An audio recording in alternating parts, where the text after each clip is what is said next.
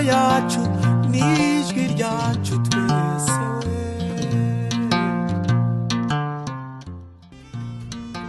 One Nation Radio ni radiyo yawe, ni radiyo yanjye, ni radiyo yacu. One Nation Radio ni ijwi ryacu twese. bwa mbere abanyarwanda batuye ku yindi migabane bazitabira Rwanda Day iri ku wundi mugabane.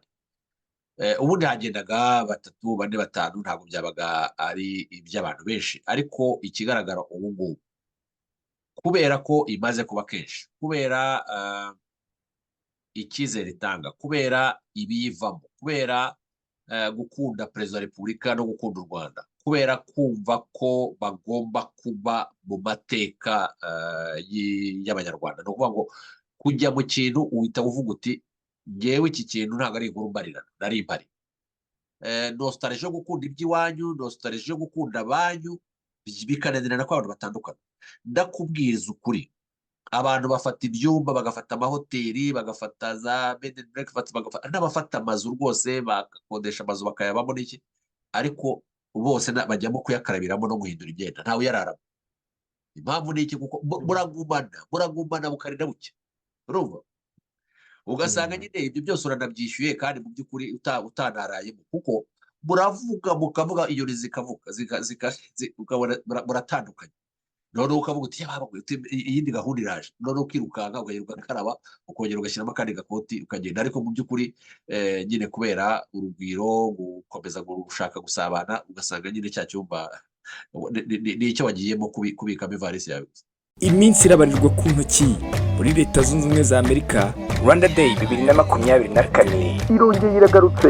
Uyu ni umunsi uhuza abanyarwanda bo mu gihugu, abo mu mahanga n'inshuti z'u Rwanda bafite intego imwe yo kuganira ku cyarushaho guteza imbere igihugu cyabo. Nawe rero iyandikisha unyuze kuri wa@rwandaday.rw kugira ngo nawe tuzahurire i Washington DC.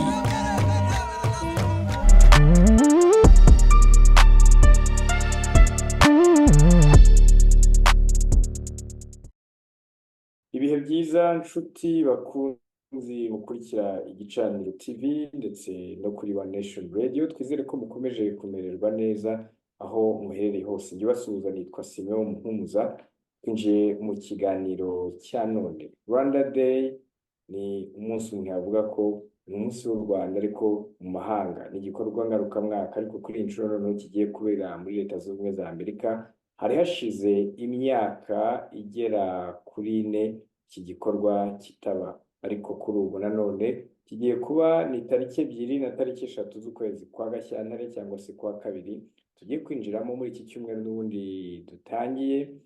Ni igikorwa kizaba ku munsi wo kuwa gatanu ndetse no kuwa gatandatu muri Leta Zunze Ubumwe za Amerika. Twari twabiganireho ubushize kuba dukurikiye hano ku gicaniro TV tugaruka kuri Rwanda Day, ariko noneho uyu munsi wa none nabwo turongera tuyigarukeho. Turi kumwe na Bwana Egide Ruhashya, akaba ari umuyobozi w'igicaniro TV. Turavugana ari mu gihugu cy'Ubwongereza. Egide, ndagusuje cyane, ngo ikaze mu kiganiro. Urakoze Muhumuza. Reka kuramutse cyane, hanyuma reka ndamutse n'abadukurikiye bose, baba badukurikiranira kuri One Nation Radio cyangwa se ku gicaniro TV. Mwese rero ni iby'igiciro gikomeye kuba muri kumwe natwe. Urakoze cyane. Hanyuma ariko tunabwire n'abadukurikira ko niba uri mushya kuri imwe muri izi YouTube channel zacu, and subscribe kugira ngo ndetse niyonzogera notifications kugira ngo ubashe kuba nawe umwe mu bagize umuryango mugari w'abadukurikira, ndetse kandi buri uko hagiyeho ikiganiro ujye ubasha kubimenya, ube mu wa mbere babasha kuba bakurikira ibiganiro byacu n'amakuru tubagezaho. Egide, Rwanda Day kugira ngo umuntu avuze ngo yahumuye ntabwo yaba abeshya. Iminsi irabarirwa ku ntoki, ntabwo igera kuri 4. Reka ntangire nkubaza nti ukurikije, twari twabiganira mu kiganiro cy'ubushize, ariko abanyarwanda kurikije ukuri kubibona cyane cyane ku mbuga nkoranyambaga, urabona iyi Rwanda Day irasigura iki, cyangwa se ishobora kuzaba imeze ite ukurikije uko ubona abanyarwanda bari kwigarukaho hirya no hino? Iyo urebye ukuntu abanyarwanda bari kwitegura, abanyarwanda barimo ngenda reba kuko ntazi ibiri kubera muri Amerika. Muri Amerika bagomba kuba bari kwitegura bikabije kuko ni abantu bazakira abantu kandi bazakira umubare munini w'abantu bazitabira igikorwa cya Rwanda Day kuko Washington DC bazakira abanyarwanda bavuye mu yandi masiteti yose yo muri Amerika. Kandi kiriya gihugu ni kinini kandi koko abanyarwanda bahari ni benshi, ariko hariho n'abazaza bavuye mu gihugu cya Canada. Ariko bwa mbere abanyarwanda batuye ku yindi migabane bazitabira Rwanda Day iri ku wundi mugabane. Ubundi hagendaga 3, 4, 5, ntabwo byabaga ari iby'abantu benshi, ariko ikigaragara ubu ngubu kubera ko imaze kuba kenshi, kubera icyizere itanga, kubera ibiyivamo, kubera gukunda perezida wa repubulika no gukunda u Rwanda, kubera kumva ko bagomba kuba mu mateka y'abanyarwanda. Ni ukuvuga ngo kujya mu kintu uhita uvuga uti ngewe iki kintu ntabwo ari inkuru mbarirano, nari impari. Abanyarwanda rero basigaye bumva ko ikintu cyose kibahuza n'umukuru w'igihugu, kibahuza n'u Rwanda, batagakwiye kukijya inyuma. Ubishoboye arabikora. So ibyo nakubwiraga rero uko mu Burayi hano umuntu amaze kumenya benshi bazajyayo. Hano mu gihugu ndimo cy'Ubwongereza hari benshi bazagenda, igihugu cy'Ububiligi hari benshi bazagenda, ndetse benshi cyane mu Bubiligi, muri Germany, mu Bufaransa, mu bihugu byo muri Scandinavie hariho benshi bazajya hariya muri Washington kugira ngo bazajye guhura n'umukuru w'igihugu. Ikindi rero ni iki, ni uko muri iki gihe hari byiza byinshi byakozwe mu Rwanda, hari byinshi abantu babonesha amaso. Hariho abanyarwanda bitorohera ugasanga bimufasha imyaka 2, 3 kugira ngo ajye mu Rwanda, ariko ubu ngubu akaba bimubereye hafi. Niba ari muri Amerika akavuga ati ntacyo bitwaye, ubwo ntabashe kujya mu Rwanda reka njye aho umukuru w'igihugu ari, niba ndafite n'ikibazo cyangwa se niba hariho n'uburyo bwo guhura n'abandi bayobozi cyangwa abandi banyarwanda, nibura tuganire. Buriya rero Muhumuza, hariho ikintu abanyarwanda burya dukunda cyane ariko abantu batajya baha agaciro. Ese wari uzi ko gusa kugenda ukajya muri Rwanda Day, ariko lofete yuko piyesi, inzu, icyumba murimo uvuga ngo nicyo n'umukuru w'igihugu arimo, utitaye kuri distance gutandukanya nawe, ari kuri stage, ufite aho wicaye, ariko muri uwo mwanya muri mu cyumba kimwe. Ntabwo noneho umurebera kuri televiziyo, ntabwo umurebera ku mafoto, uramurebesha amaso yawe, aravuga ukamwumvisha amatwi yawe. Icyo ni ikintu gikomeye cyane. Buri muntu wese rero aba ashaka gukora ayo mateka. Nibaza rero ko ariyo mpamvu abanyarwanda bashaka kubijyamo. Ikindi nanone rero Muhumuza nakubwira ni iki, nuko ukunda umukuru w'igihugu, ugakunda igihugu, ukumva ugomba kujya kuba muri iyo event. Hariho byinshi bibanza gukorwa kugira ngo bishobore. Muhumuza rero buriya kugira ngo umuntu abashe kugera mu gikorwa nka kiriya, haba hariho kumenya umunsi bizabera.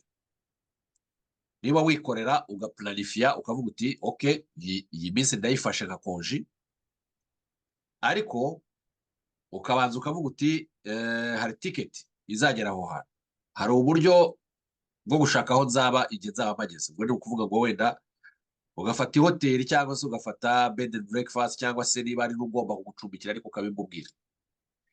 Hariho iwawe, gupanga iwawe, ukavuga uti jyewe nzahaguruka iwanjye, si iwanjye nzabasiga nte, iwanjye nzabasiga bameze bate. Washoboraga kuba wenda ari wowe utwara abana ku ishuri, icyo gihe rero uzabajyana.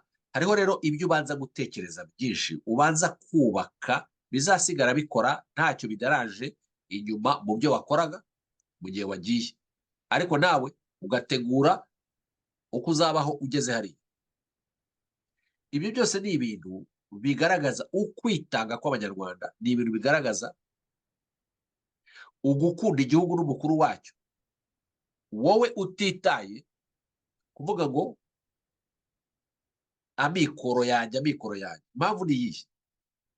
Impamvu ni uko uba uzi wowe icyo uzakurayo.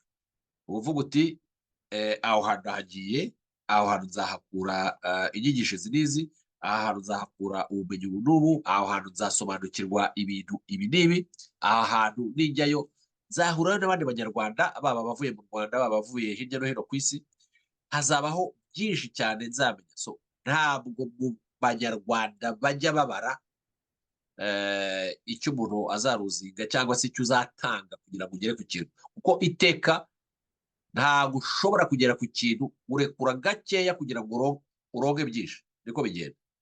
Ariko hagati aha rero abanyarwanda baba bari kwiyuganiza. Turanashima neza ko banatanze rwose amatariki kare, bakagira organization nziza kugira ngo abanyarwanda bitegure. hanyuma rero abanyarwanda nk'uko bivuga, umuntu afashe amafaranga ye, asize umuryango we, nabo hari aho wenda awusize, hariya yaragiye afashe icyumba cyangwa se bari bunacumbike uwo mwanya.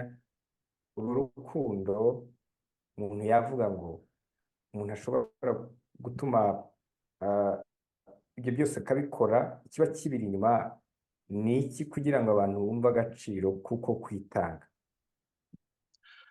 Nta bundi buryo abanyarwanda dushobora kubona. Ntabwo abanyarwanda inshuro zose bahuye n'umukuru w'igihugu iteka bamubwira ko bamukunda, bamubwira ko bakunda ibyo abakorera. Urubyiruko rumubwira ruti turiga kubera ko wadukoreye ibi n'ibi n'ibi. Mu minsi ishize twarabyumvaga mu gihe cy'umushyikirano. Ingeri zose z'abantu bavuga ibyo bagiye bageraho kubera nawe ibyo yagiye abakorera. Ndibuka umwana wavuze ati ngewe nabashije kwiga kubera iki n'iki n'iki mwakoze, mbasha kugera aha, navuga mu muryango w'abakene, ntabwo nari mfite uburyo nzabona amafaranga yo kwiga, ariko nabashije kwigagira muri universite, none ubu ngubu ndimo ndakora ibi ngibi, ndimo ndakora ibi n'ibi, dore aho ngeze, none nanjye mfite abakozi.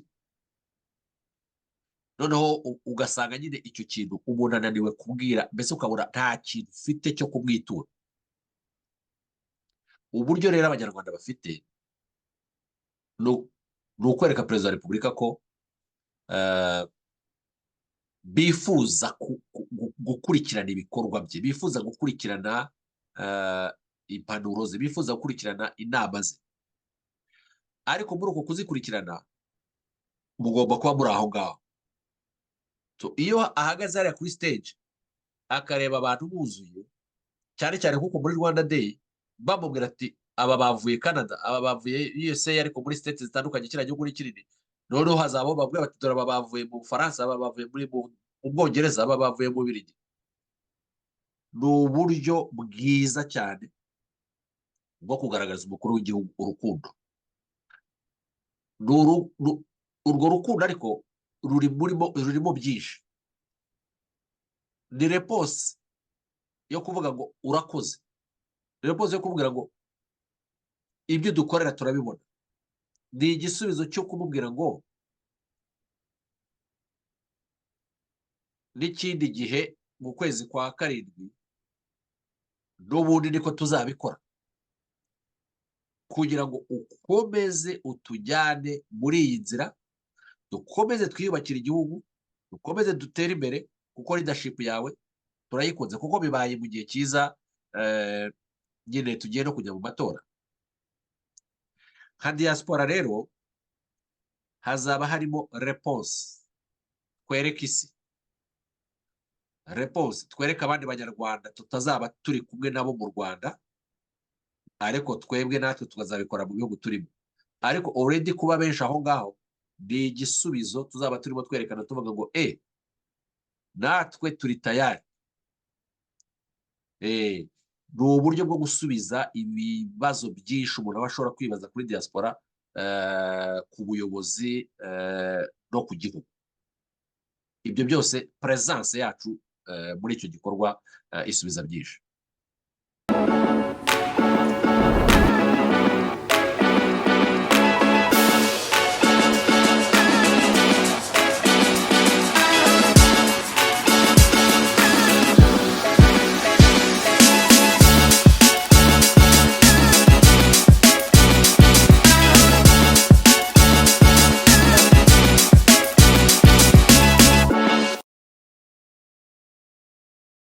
Yego, nakubaza nti wowe umaze kwitabira nyinshi, twabigarutseho mu kiganiro twakoze ubushize, ariko noneho hariya ambiyanse bimeze ite y'abantu, noneho umunsi nyirizina wageze biba bimeze bite? Mbese watubwiye muri sare abantu baricaye, umukuru w'igihugu arahari, ariko noneho hari n'ibindi biba usibye no kuganira nawe cyangwa se kumuha ibitekerezo cyangwa ibibazo cyangwa se nawe ubutumwa cyangwa impanuro aba yabazaniye abanyarwanda bari mu ntara ya gatandatu.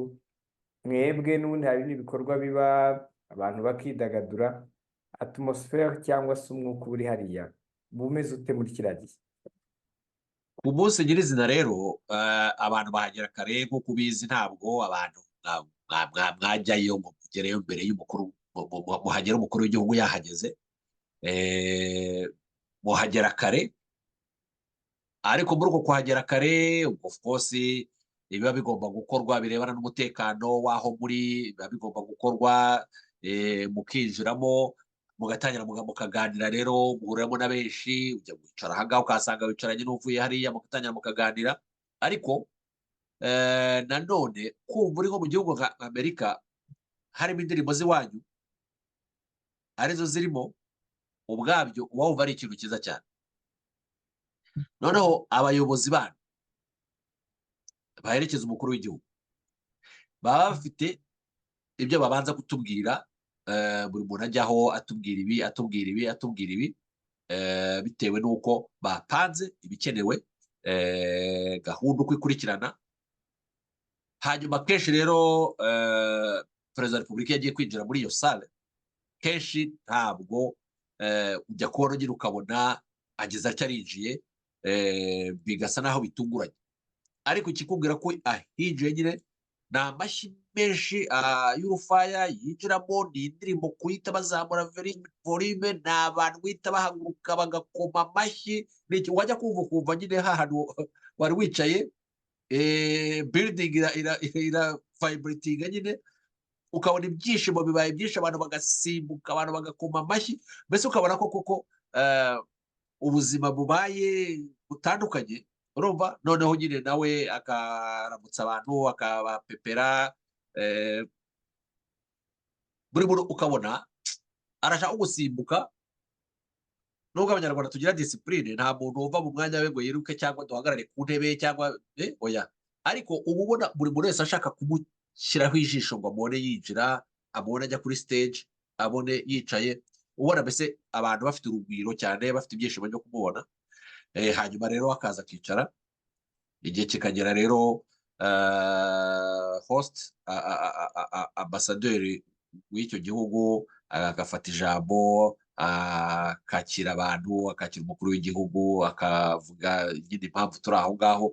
Bikaza rero kugera igihe nyine akaba yamuha ijambo avuga ati umushyitsi rero mukuru dufite uyu munsi, nyakubahwa perezida wa repubulika noneho akaza.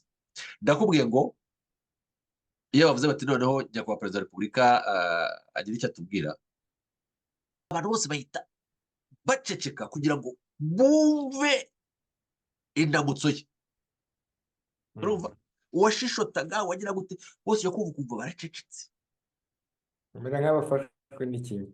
neza neza. Bagahita bavuga ati buraho, abantu bagahita, abantu rero bagahita bose nta nyine kumubwira ngo muraho, ntabwo abantu bakoma amashyi, ntiwamubwira ngo muraho.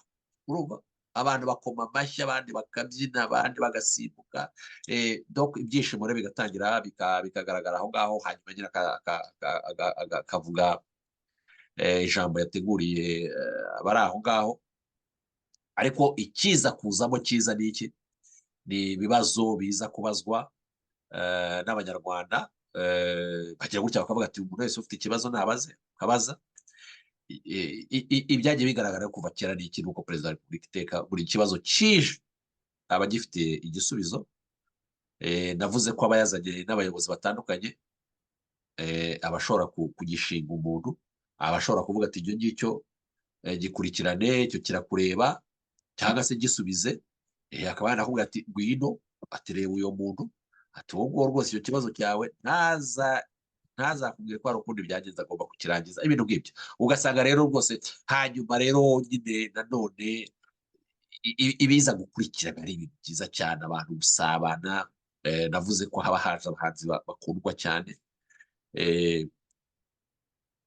Ikindi rero ni uguhura. Burya abanyarwanda barakundana. Abanyarwanda iyo bahuye bananirwa gutandukana, usanga bakomeje kuganira, bakaganira, wumva bakumburanye, wumva mbese aho hantu haba habaye u Rwanda, singiye kukubeshya, ariko rwa Rwanda ubona harimo nostalgie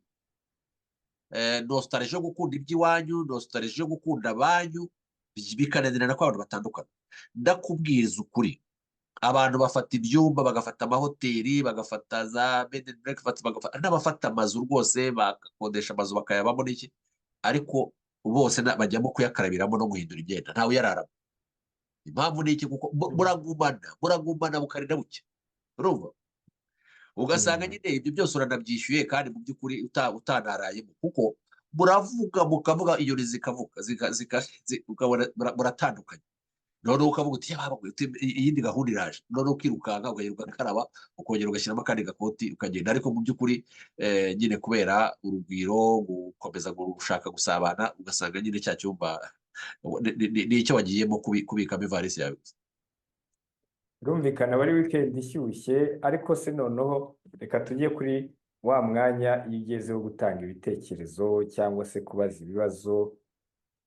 Wa muntu wabajije ikibazo, ukurikije wenda izo wakurikiye witabiriye nawe, atahana byishimo ki nk'iyo nk'ikibazo yabajije cye kibonewe igisubizo. Hari n'abatanga ibisubizo ako kanya bakavuga ati icyo kirakemutse, hari uwo babwira ati ushaka uriya muntu ariko nacyo kizakemuka.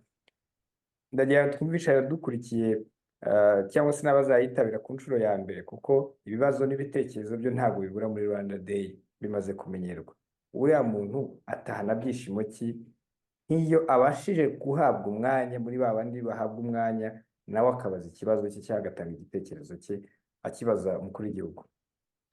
Ntabwo nzi ko haba hari umuntu waba warabajije ikibazo akaba atarabonye igisubizo. Hariho ibiba bisaba ko bigera aho bigomba kugera kugira ngo habeho kuverifiya wenda, ariko sinzi ko hari umuntu waba yarabaje ati ikibanza cyanjye byagenze bitya, icyo kibanza akaba atarakibonye, cyangwa akavuga ati umuntu yambereye mu nzu ntiyagishyura hanyuma, cyangwa se yarayitwaye, ibyo bikaba bitararangiye. Uwaba yaravuze ati ngewe nifuzaga kuzaza gukora mu Rwanda ariko habayeho imbogamizi n'izi, uwo muntu bikaba bitarakunda. Abanyamahanga bagiye bavuga bati twifuza kuza kwinvestinga mu Rwanda, none ibyo bintu sinzi umuntu waba warabaze ikibazo muri za Rwanda Day zose zagiye ziba baba batarabonye igisubizo. So iyo nshaka kuvuga ni ikintu uko buri muntu wese ku giti cye, mu ruhande rwe, mu buryo yabajije ni abantu babahamya b'ibyabakorewe bitewe n'ibyo babajije. Nibo bonyine bagenda bakavuga bati ngenda byibuka iki n'iki byagenze gutya, byagenze cyane. N'abantu bagiye babika utuvidewo twabo babaza icyo kibazo, bagiye batubika, hanyuma n'uburyo bagiye babasubiza, ibyo byagiye bibabera souvenir. Ugasanga rwose umuntu arabajije ikibazo kirakunze, hanyuma nyine byabaye umuco rero, byabaye umuco wa Rwanda Day. Umuntu wese aza avuga ati niba hariho, ni nk'uko perezida wa repubulika n'ubundi ajya mu ntara zitandukanye, n'ubundi hariya ajyayo, ariko akagira gutya agaha abaturage umwanya wo kubaza. Ni kimwe no muri Rwanda Day, kuko ari intara ya gatandatu aba agomba gukora nk'uko mu gihugu babigenza. Noneho umuturage hariya akavuga ati ngewe tujya tubyumva, perezida wabonye iteka ko abakemurira ibibazo. N'ahandi biba ari kimwe, uba usanga umuntu utaragize amahirwe kugira ngo wenda mikoro imugere hari mu Budage, iyo abashe gusimbuka akagera muri Amerika bakamubaza ikibazo cye aragitanga, kuko nanone ntabwo abantu bose, haba haje abantu benshi cyane, ibihumbi birenze bitatu, ntabwo abantu bose mu bigego bitatu byose ntabwo ariko bafite ibibazo, ariko ntabwo bifuza kubaza bose, kuko hari ababifuza kubaza, hari ababa bashima, ariko ntabwo wamenye uza kubaza n'uza gushima, uteye urutoki wese umuhamya. Bityo rero abateye bose urutoki hejuru ntabwo bose wabageraho, gahunda zose ntizakorwa, kereka habayeho kuvuga ngo ni umunsi w'ibibazo gusa, ariko hari ibindi bintu bindi biba biza kuba, notama ku gusabana, notama hari abantu, urumva abantu baba binjiyemo mu gitondo kugeza ku mugoroba bakeneye gufungurirwa, icyo kintu ntabwo waza gufata abantu ngo batware abantu bashonje n'iki, izo gahunda zindi ziba ziri bube, bituma rero batavuga ngo reka ibyo bibazo bibeho gusa, ariko ugize amahirwe bikamugeraho arabaza. Ikindi, mikoro ziba zigiye zitandukanye, ni nka bimwe byo mu mushyikirano nk'uko wagiye ubibona, haba hari nk'abantu batandatu bafite za mikoro hirya no hino, noneho bakajya bareba igihande kimwe bati ibibazo bitatu, ikindi gihande ibibazo bitatu, uw'amahirwe rero akabaza kandi bikagenda neza.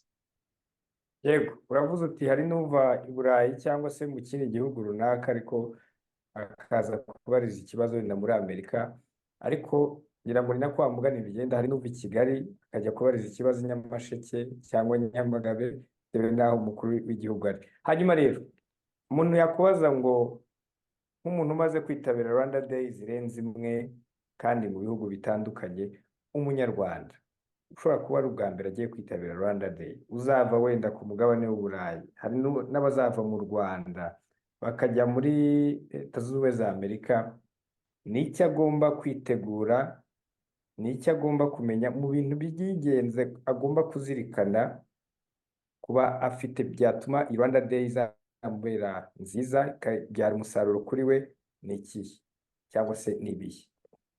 Icya mbere, ibi bihugu biratandukanye, ushobora kuva aho uri izuba ricanye, uretse ko muri ibi bihugu by'i Burayi muri iki gihe sinzi hari izuba ricanye, maybe Spain cyangwa Portugal, ariko naho sinzi ko rihari rihagije. Muri Washington DC muri iki gihe umuntu akwiye kumenya ko harakonje cyane, umuntu akavuga ati ntabwo ugiye kugenda nk'umuntu ugiye i Kigali. Abantu bakwiye kuzaza bazi neza ko aho hantu harakonje, bazaze bafite ibibafubika bihagije, bafite uburyo bwo kwirinda bukomeye. Ikindi kandi ni uko umuntu akwiye kumenya transport z'ahantu aba agiye ko ziba ziteye. Transport ya Washington DC ni transport ihenda, ariko kandi nanone mu buryo bwo kugira ngo umuntu ataza gukererwa, ni transport zaho traffic ihoraho. Ni ukuvuga ngo niba ahantu uza kuhakoresha iminota 20 kugira ngo hagere, genda isaha before, urumva, ugenda isaha mbere kugira ngo utaza gukererwa, kuko haba traffic iteye ubwoba. Iyo rero traffic yiyongereye mu muhanda urimo ice, urimo neige, cyangwa kugenda bitaza koroha nk'aho ari ibisanzwe, byiza wagenda kare. Icyo ni ikintu cya mbere, donc kumenya ngo aho ugiye hateye hate, hameze hate. Ikindi ni ukubanza ukaba ufite information zihagije. Ese nka biriya bavuga byo ko umuntu yariyandikishije, nariyandikishije, ese message insubiza ko babibonye iyo ndayifite, kugira ngo utazagorwa no kugira ngo uhagarare ku muryango baza ngo ngiye ko mutambona, ngo ngiye ko bitanyuze. Ni ibintu babikoze kare, bikore nawe ukaba warabikoze kare. Ikindi kandi nyine ugahorana information, kuvuga ngo icyahinduka n'iki hagati aho, urumva. Ubundi rero nyine igihe kikagera ukazinduka ukagenda ukagerayo, nta bindi bikomeye bihari. Basaba ni ukubahiriza igihe, ubundi ukitaba Rwanda Day. yego. Hanyuma ku bijyanye wenda n'amafunguro, ese muri Rwanda Day hari uburyo biba biteganyijwe ku buryo biza korohera ababyitabiriye? Yego, nagiye mbibona hatandukanye ko yego byorganizwa mu buryo butandukanye, ariko nagiye mbona ko kenshi bagira uburyo bwo gufungurira abantu. Ubwo hariya naho ndakeka ibyo ngibyo ntabwo organization nzizi neza, ariko nzi ko nabwo bishobora kuzaba bihari. Iteka bariyaranja ku buryo hagira uburyo bwo gufungurira abantu, nubwo abantu aba ari benshi. Ariko burya abanyarwanda iyo bahuye, igikomeye ntabwo ari ikijya mu nda. Umuntu ashatse yaza yabanje kureba uko yigenza, hanyuma igihe byaba bitinze bitewe n'amasaha cyangwa bitewe na gahunda ntibize kukubangamira, byiza umuntu yaza afite uko ahagaze. Ntabwo twasoza nanone tudatanze ubutumwa. Ntabwo ari henshi bikunze kugaragara, ariko hari aho byagiye bigaragara. Nanone by'umwihariko mu ntara ya gatandatu harimo bamwe mu banyarwanda batifuriza icyiza u Rwanda. Tujya tubibona nabwo, ariko nihe mesaje nanone wabaha Bwana Egide? Kuko ngira ngo abantu bamaze iminsi babona ku mbuga nkoranyambaga, hari bamwe nanone batangiye gusa nk'ababitangira gutyo babivuga. Ni ubuhe butumwa cyangwa se umunyarwanda se ukurikiye kino kiganiro ushobora kubona ikintu nk'icyo hariya azitwara ate, bizagende bite? Buriya twigeze kujya tubabona muri za Rwanda Day zitandukanye. Ikigutangaza rero, hariho n'abafashe amafaranga bayaha abantu batari n'abanyarwanda. Noneho icyo gihe ho hari ku gihe cy'izuba, bahagaze hanze na za pankarite bavuza induru. Hari abantu rero, abantu mubiyegereye ukababuza uti ese ko mbona wowe utari n'umunyarwanda, ikibazo cyawe ati bampaye amafaranga. Baguhaye amafaranga kugira ngo uze ufate pankarite hano uvuze induru gusa, nta nubwo uzi impamvu uvuze induru, ntacyo wamagana, ntacyo ati rwose, ati uretse ayo mafaranga bampaye. Hari umuntu rero wari uri aho ngaho twari turi kumwe, yahise akora mu mufuka avanamo amafaranga, ko yarabaje ati baguhaye angahe? Ambwira ko bamuhaye amadolari 50. Akora amadolari 100 arayamuha. Icyo kipankarite yagitaye aho ngaho arigenda. Rob, ibyo ni ibintu byabaye. So hariho gukora ibintu uzi neza ko ibyo ukora uri convinced ko icyo kintu uri gukora uvuga uti hari impamvu yacyo. Ariko nk'abantu bamagana igikorwa cy'u Rwanda, bakamagana umukuru w'igihugu, bakaza gukora ibyo ngibyo, uretse ko nka Germany ntabyo twabonye, sibyo? Nka Germany ntabyo twabonye. Nuko mu by'ukuri ifo ko uza ufite impamvu yabyo, uri convinced, uvuga ati hari iki n'iki n'iki n'iki n'iki. Ariko muri iki gihe ibikorwa by'u Rwanda, ibikorwa perezida wa repubulika akorera igihugu, akorera abanyarwanda, muri iki gihe biragoye kugira ngo urumva umuntu aze ahagarara imbere y'abo bantu 5,000 ufate pankarite umanike hari ibyo wamagana, kuko nta nubwo ari n'umuti wabyo. Igihe u Rwanda rwajyaga muri Commonwealth muri London, hariho ahantu twahagaze, noneho umuhanda en face hari abandi bantu bari bafite amapankarite bamagana kuba u Rwanda rwagiye muri Commonwealth, mbese buri kintu cyose uzi uko baba bacyamagana. Noneho twarabarebaga, ariko bose bari bambaye ibintu bibahisha amavisaje yabo, masike. So ikintu kiba kibirimo n'iki, ntago mu by'ukuri uri proud y'ibyo ukora. Ibyo uri gukora urimo urabikora nk'umukandida. Hagarara wembi uvuga uti ngewe igitekerezo cyanjye ni iki, impamvu yacyo ni iki, niba naba ngombwa uze ubisobanure. Ariko gute se? Urabyumva? Wowe igihugu kirafungura imipaka, kirafungura imbibi, kiragira ngo gikora n'ibindi bihugu birimo bikomeye, kandi ntacyo gihagaritse. Urabyagira iki? Urabyagira iki? u Rwanda nirubana na Ghana urabyagira iki? U Rwanda nirukomeza kubana neza n'Ubwongereza urabyagira iki? Nihazamo biriya birwa kugera za New Zealand kugera za Australia Canada urabyagira iki? Ko ibyo ari byo biri muri Commonwealth urabyagira iki? Sibyo? Ariko ugasanga gusa kubera ko ari byo bakubwiye, wambaye kagure, uraje ufashe ikintu gutya mu mbeho umeze utya. Urumva? Ariko twebwe kubera ibyishimo tuba dufite, kubera ibyishimo by'icyo gikorwa, tuba tunabyina n'iyo mbeho tuyumva. Urabyumva? So hagiye rero habaho byinshi, ariko muri iki gihe umuntu asigaye abona ko kubera ibikorwa byiza, kubera ibikorwa byinshi, kubera usanga baba bakeya cyangwa se nta nabo. Ndibaza ko na Washington DC niba bazahaboneka muri iyo mbeho bazaze, ubwinshi bwacu buzabereka ko mu by'ukuri isi baba bashaka kwerekana yo izabireba, izavuga iti ese aba babiri batatu nibo bahisemo bizima, cyangwa aba 5,000 nibo bahisemo bizima. So simple. Aho urakoze cyane. Dusoza rero, n'ubuhe butumwa wasorezaho ku munyarwanda uhagurutse aho aturutse hose? Hari abazava mu Rwanda batari bakeya, hari n'abazava ku yindi migabane ndetse no muri Amerika nyirizina, muri leta zitandukanye ngira ngo zirenga 50. N'ubuhe butumwa wasorezaho bwana Egide Ruhashya?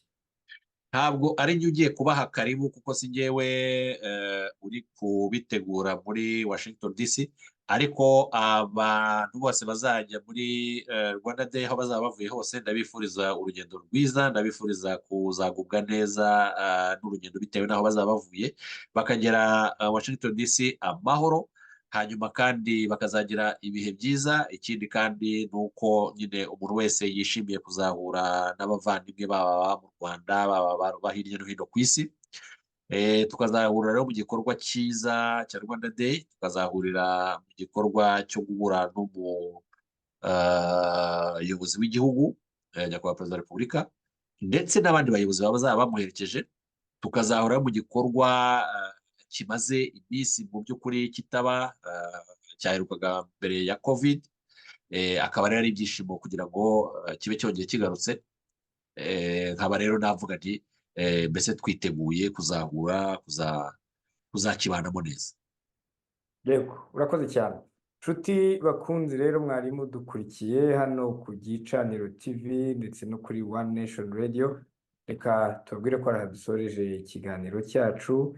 Abazitabira Rwanda Day mukazaba muri Washington DC, turabifuriza kuzagira ibihe byiza, iminsi 2 myiza rwose, tariki 2 na tariki 3.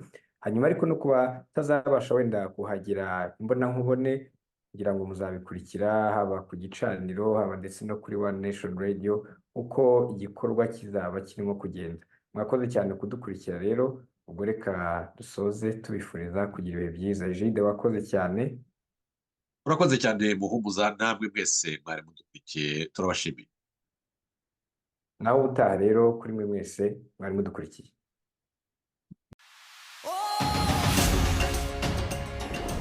In a world filled with borders and boundaries, there is an event that bridges the gap between a nation and its diaspora community. Welcome to Rwanda Day. Rwanda Day is a unique and homegrown solution, a celebration that brings together the Rwandan community from all corners of the world with their beloved homeland. For over a decade, this annual gathering has been a beacon of unity, dialogue, and collaboration. It's a day where thousands come together under the same sky to connect with their roots and look forward to the future. One of the highlights of Rwanda Day is the opportunity to engage directly with the President of the Republic, His Excellency, Paul Kagame. Attendees, including Rwandan community from across the world, senior government officials, private sector representatives, and clergy come together to discuss the nation's development. But it's not just about politics and policy. Rwanda Day is a celebration of culture, heritage, and innovation. Rwanda Day serves as a reminder of the strong bonds that unite a nation and its people, no matter where they are in the world. It's a celebration of identity, heritage, and progress. A day that showcases the best of Rwanda and its people. But Rwanda Day is not only about Rwandans. It's also an opportunity to share with friends of Rwanda information about our country, untapped opportunities, and how to foster relationships. So, as the sun sets on another Rwanda Day in Washington, D.C. from February 2nd to 3rd, 2024, we are reminded that unity, dialogue, and collaboration are the building blocks of a brighter future for all Rwandans, both at home and abroad.